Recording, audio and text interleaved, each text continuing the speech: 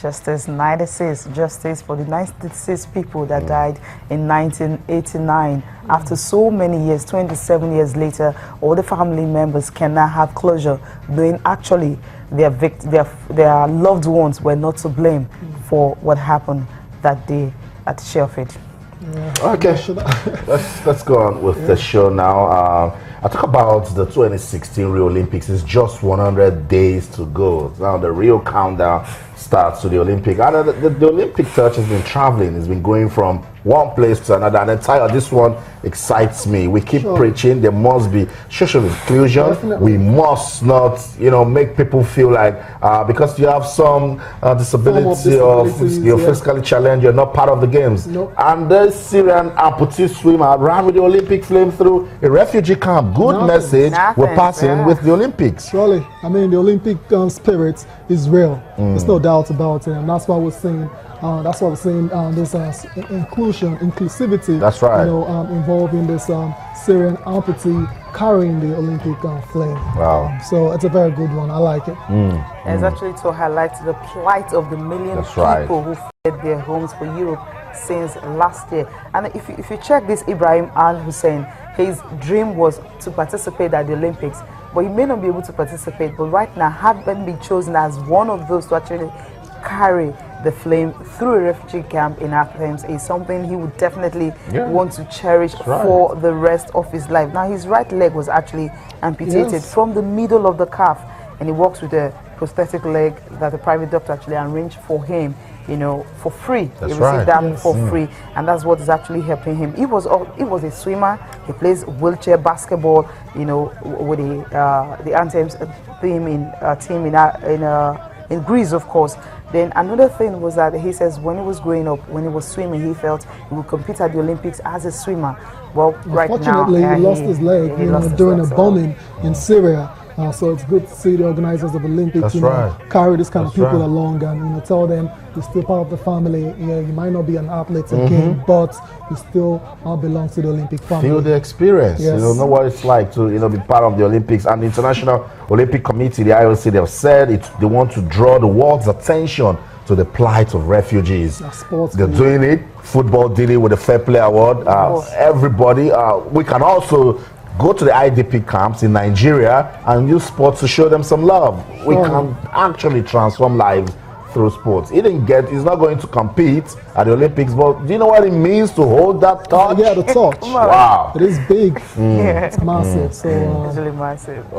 Congratulations. Congratulations to Ibrahim Al Hussein. That's a good one. He needs to keep this memory forever. Yeah, I mean, everyone knows who he is now. Right now, all over the world. Yeah, even though he's not going to participate at the games proper. So it's a good one for him. That's right. Al Hussein works in a cafe and then trains as a swimmer at the former Olympic Sport Complex for the Athens 2004 games. So he's saying, I'm not going there. I might not have my legs, but I have talent, and he's still keeping fit. And now he's with the Olympic Touch. So well done to the International Olympics Committee. We love it. Let's continue to promote social inclusion. Let's support special athletes, and of course, let people feel special when we have the chance. Yeah, surely. I mean, the Paralympics is going to start immediately after the Olympic itself. So perhaps we might see Ibrahim Al Hussein, taking part in the Paralympics. Because you'll be having a refugee team. IOC is going to be having a team.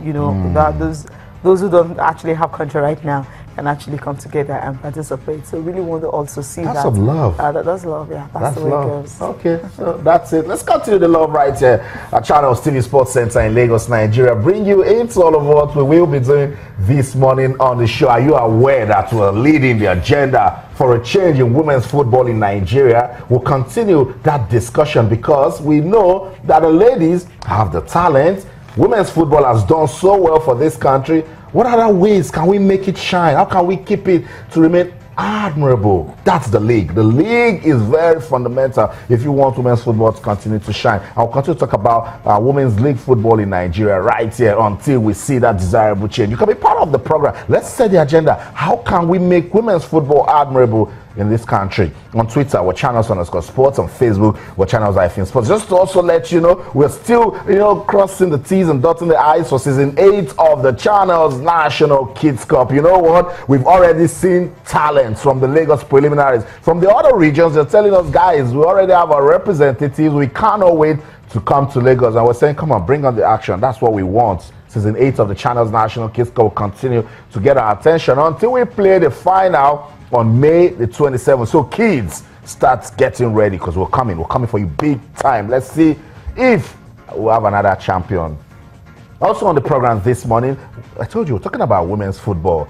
So we'll have a female footballer that has done so well. She's still young, a good prospect for the future. She'll be joining us later with a coach. I won't let the cat out of the bag yet, but you get to see, don't go anywhere. We are giving women's football serious attention right here. And of course, the Nigeria Professional Football League match day 13 got us talking, and then the LMC said, look, you won't stop yet. They brought officials from the La Liga. They signed a good partnership that Nigeria can benefit. We can actually look at the Spanish La Liga. What model are they using to succeed, and see ways we can bring it into our own league. We'll continue to talk about the Nigeria Professional Football League. Use the hashtag MPFS. That's simple. The UEFA Champions League. Tayo says it was a boring game when Real Madrid and Manchester City couldn't score a goal in the Champions League. Come on, but it's still goalless. I would say it's still wide open. Anybody can still win it. Yes. Let's hope that tonight we'll get to see some goals. And then the NBA playoffs. We'll continue to talk about the NBA right here. The 2016 Olympics, 100 days to go. And we told you the story, touching, loving, beautiful story of Ibrahim Al-Hussein. He lifted the Olympic torch,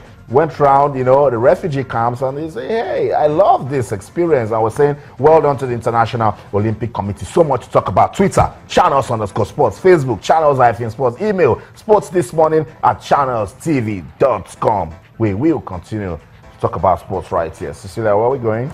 Yeah, we'll definitely go straight to England. Wimbledon, precisely what happened yesterday. There was a press conference. They're actually talking about the fact that, this year, before the Australian Open started, there was this anti-corruption measures that came up. I mean, match fixing scandal and all that. Yeah. And before you know it, in February, Maria Sharapova's issue and all. Well, the All England club organizers are saying that, look, Wimbledon, we're going to make something special. We're going to put so much measures in place to actually ensure that the doping control, the anti-doping issue is actually well enhanced, and also the anti-corruption also is well enhanced. And it's set to also increase the prize money, especially for those qualifiers.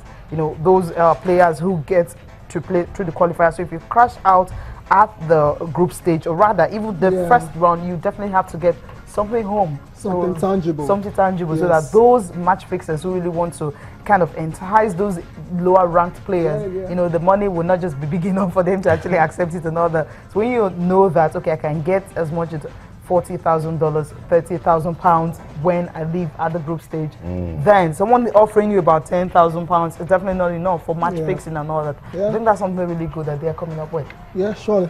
Very, very commendable, and you can understand why the organizers of Wimbledon, they're trying to avoid similar situations that happened before the Australian Open, when it was all talks about match fixing, spot fixing, and then Maria Sharapova's issue came as well too. They don't want anything like that to be closed.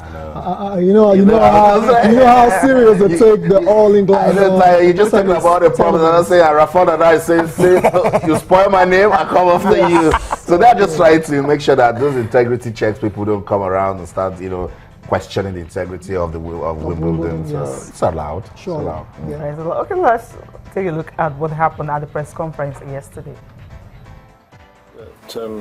Whether it's integrity issues or anti-doping issues, we feel that it's right that Wimbledon should enhance what is out there. We have a lot of confidence in the anti-doping programme. And it would be wrong to go into details about what it is that we're investing in. It just would be counterproductive, frankly. One of the key things about a very effective program is unpredictability. So, blanket testing like that is great because it's not expected. Testing somebody who hasn't been tested in a few months, twice in 3 days is great because, again, that's unpredictable. And I think that's the fundamental part of a program. That's why one has to be less forthcoming than one might wish to be about exactly what is it's going to happen. Whilst we don't think there is a big issue of anti-corruption in the sport is saying nonetheless we are prepared to do whatever it takes to keep the sport clean.